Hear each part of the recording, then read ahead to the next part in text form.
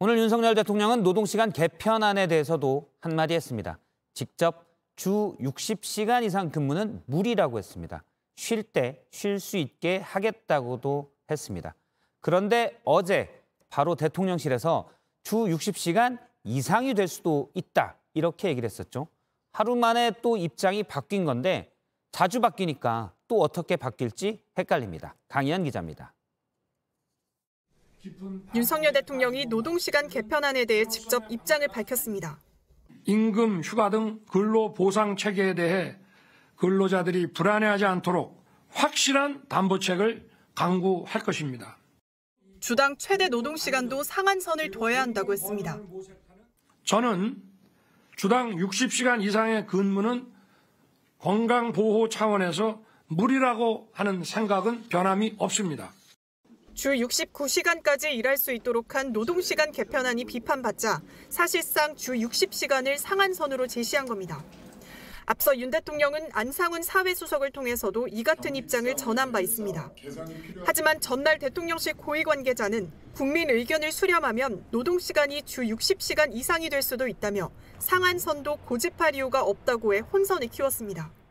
대통령실 관계자는 JTBC에 전날 발언은 의견을 폭넓게 수렴해보겠다는 차원에서 나온 말이라며 오늘 윤 대통령이 분명히 밝힌 만큼 주 60시간 이하로 가는 방향이 될 것 같다고 설명했습니다.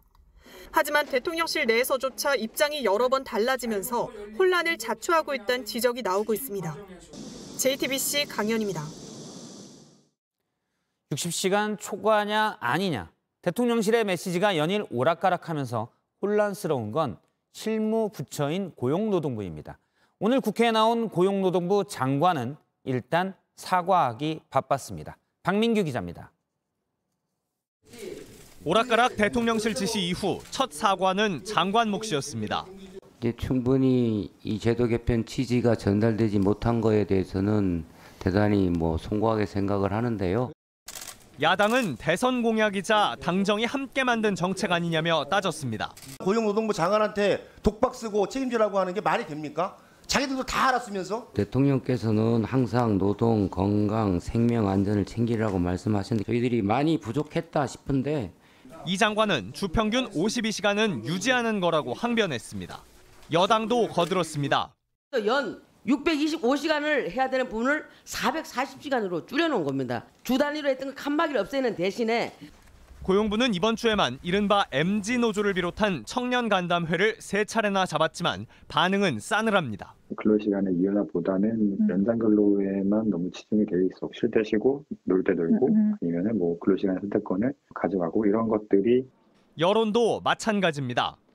현업에 안 계신 분들이 좀 탁상 공론이라고 생각을 하고요. 직접 솔선수범 하셔서 먼저 해보시면 저희도 한번 고려를 해보겠습니다.